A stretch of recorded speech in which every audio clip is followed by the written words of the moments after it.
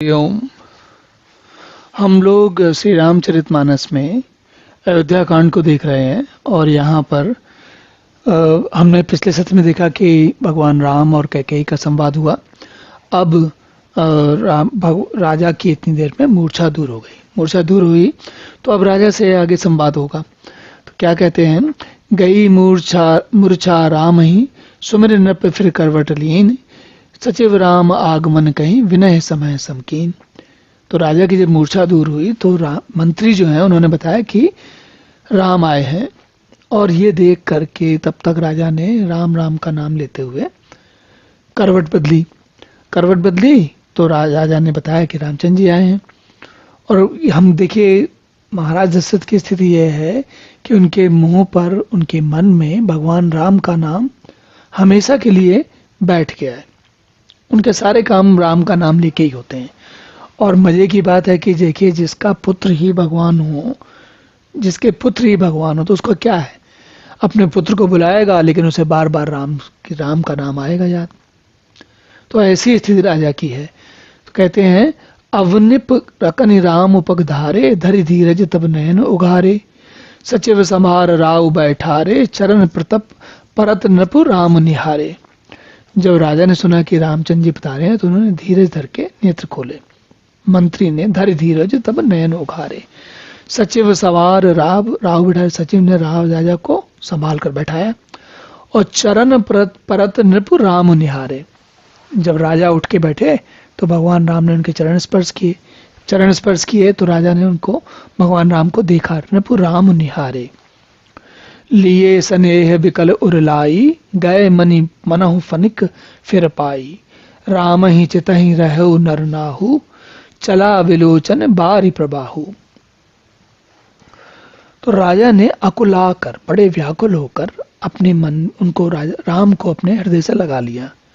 और कैसे लगाया, जैसे किसी नाग को, मणिधारी नाग को, उसकी मणि को छिना ले और बाद में फिर से मिल जाए तो नाग का जो सारा कष्ट होता है वो चला जाता है। ऐसा कहा जाता है कि नाग के जो मणि होती है वो उसके तेज का कारण होता है। इसी प्रकार भगवान राम जो है राजा दशरथ के तेज का कारण है। तो राम मिले तो उनके अंदर तेज आ गया फिर से। राम ही चितहु रहु नर नाहु, चला विलोचन बारी प्रबाहु। और राम को देख के राजा देखते रह गए। मन में जो भाव आ रहा होगा, ऐसी स्थिति में क्या आता है, पिता को अगर पता हो कि पुत्र जाने वाला है, विदेश जाने वाला है, बहुत लंबे समय के लिए जाने वाला है, देखने को नहीं मिलेगा, तो क्या होता है, मन के अंदर बहुत ही अधिक जो वो स्नेह का भाव होता है वो बहुत बढ़ जाता है। और राम ही चितहु रहु नर नाहु, चला विलोचन बारी प्रबाहु। तो उनके आंखों से जो अश्रुधारा है वो बहुत तीव्र गति से, बहुत जोर से निकल पड़ी।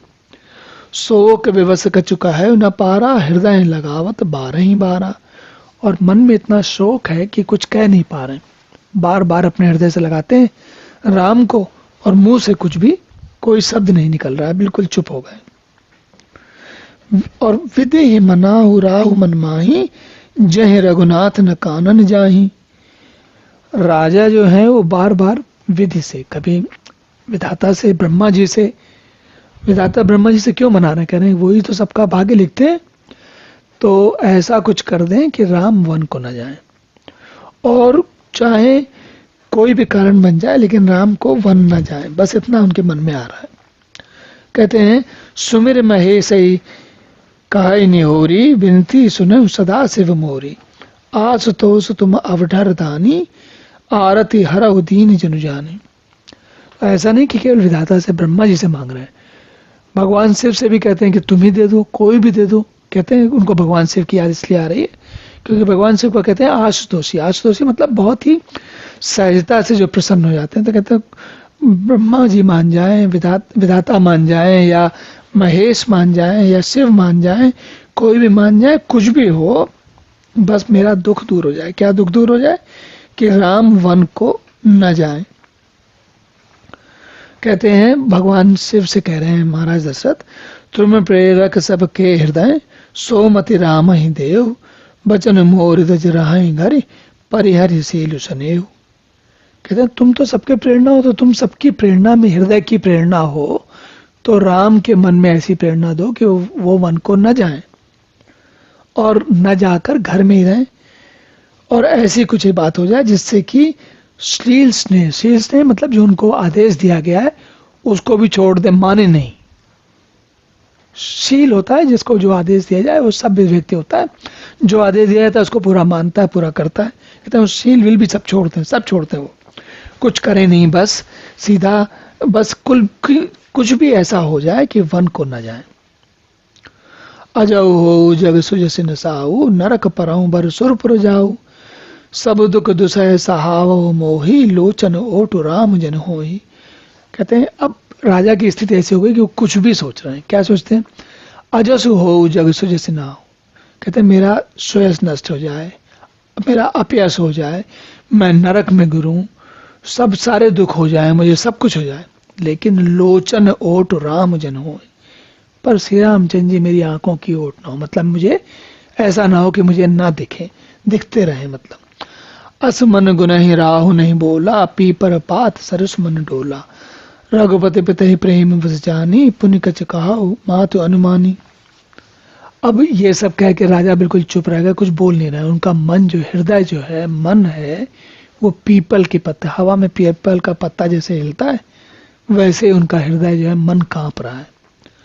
और रघुनाथ जी ने जाना कि पिता बहुत अधिक प्रेम के वश में हो गए और सोच रहे हैं कि माता अभी कुछ ना कुछ कोई ऐसा कह देंगी जिससे इनका और समस्या बढ़ जाएगी। तो कहते हैं पुण्य कछ कहाऊ मात अनुमानी। उसके बाद आगे क्या कहते हैं?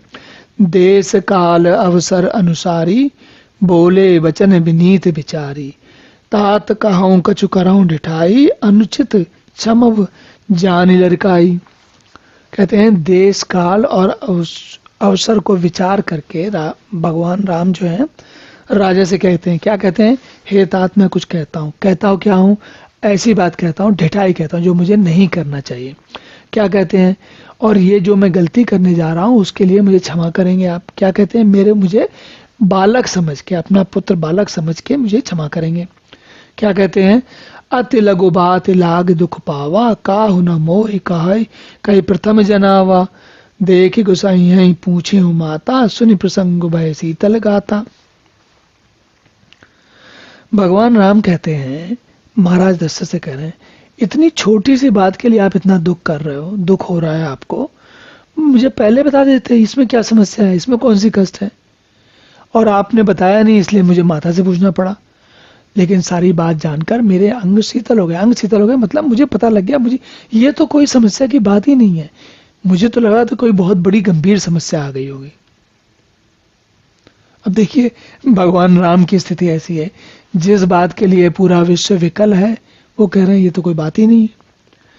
और ये ऐसे भगवान है। तो भगवान आगे क्या कहते हैं इसके बारे में हम लोग अगले सत्र में पुनः मिलते हैं, तब फिर बात करेंगे। तब तक के लिए हरि ओम।